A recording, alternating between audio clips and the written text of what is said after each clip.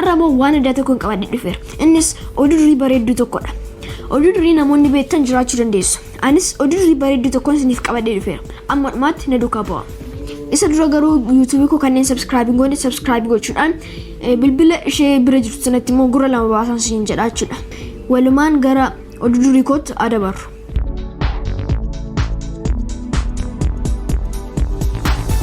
Mata dureen oduu durii kootis jeedalaa fi kormaa hindaanqoo jedhaan.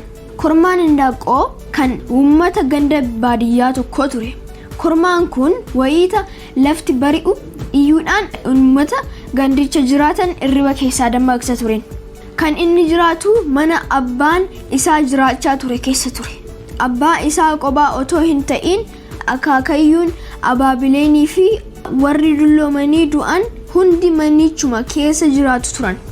Gaaf tokko muka irra taa'ee jaalallee isaa utuu eeguutti jiru jeedalli yookiin waangoo diimaa tokko wayita qaxxisaa gama isaa dhufu arge.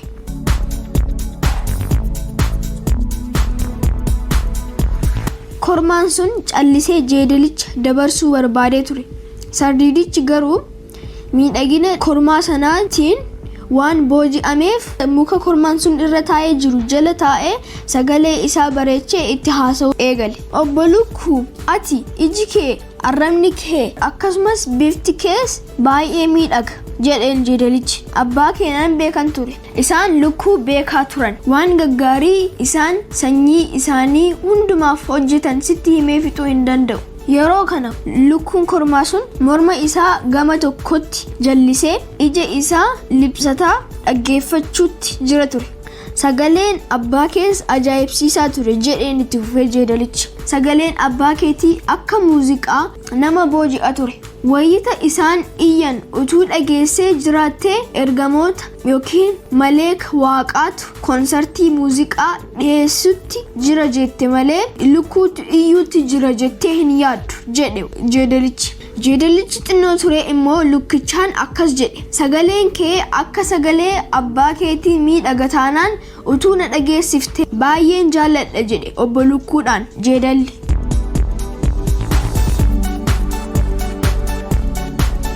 Lamaan isaanii gidduu yeroo gabaabaadhaaf calleensi erga bu'ee booda lukkuun kormaa sun ija isaa dunuunfatee afaan isaa immoo banee kukuluu jedhee iyyuu jalqabe. Wayita sagalee isaa isuma isa dhumaa dhageessisuuf ija dunuunfatee afaan isaa banee morma isaa ol dheeressu jeedalichi utaalee morma isaa hudhee fiiguutti ka'e. Battaluma sanatti lukkuun kormaa sun jeedalaan qabamee iyyuutti kan jiru ta'uu isaa namootni arganii fi dhagaan wal waamanii kallatti jeedalichi fiiguutti jiru irra kaachuu eegalan. Jeedalli lukkuu keenya qabate fiigaa jedhanii wajjin fiiguutti ka'an.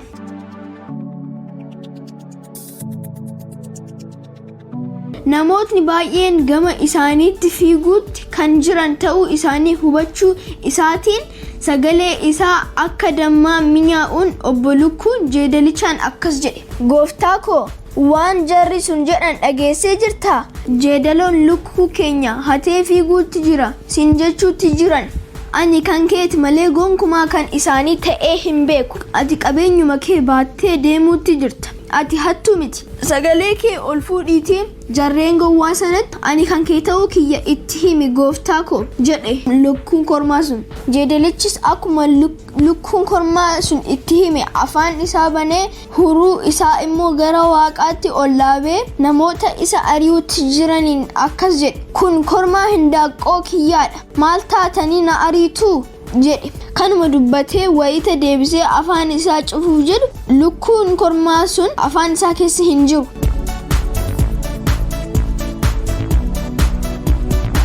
Namoota isa ari'uutti jiranitti dubbachuuf akkuma inni afaan isaa baneen lukkuun kormaa sun afaan isaa keessaa utaalee muka irra kan qubate ta'uu isaanii jeedalichi xinnoodhuma turee galeef. Ati soofduudha jeedalo jedhe jeedalichaan lukkuun kormaa sun muka irra taa'ee. Kana dura jeedalicha gowwoomse garuu matuma isaa ture. Ani gonkumaa kan kee ta'ee hin beeku. Ani qabeenya uummata baadiyyaa sanaati. Isaan immoo amma dhufanii asii na fudhatu. Badasii hattuu jedhe lukkuun kormaa sun jeedalichaan akkuma lukkuun kormaa sun jedhes jarreen baadiyyaa sunniin isa bira ga'anii fudhatanii gara ganda isaaniitti qajeelan jeedalichi garuu aariidhaan afaan isaa rukkutaa akkas ofiin jedhe si'i afaan gowwaannana jedhe afaan isaatiin ati hojii mataa kee illee hin beektu haasa'uuf yeroon jira nyaachuufis yeroon jira sila yeroo lukkuu kormaa liqimsuu qabdutti haasaa hin taane keessa galtee carraa waa nyaachuuf qabdu balleessitee jirta ati gowwaadha jedhee afaan isaa qeeqe jeedalichi guyyaa sana irraa jalqabee dogoggora wal fakkaatu deebisee akka hin hojjenneef jeedalichi ofii isaatiif waadaa gale jedhama.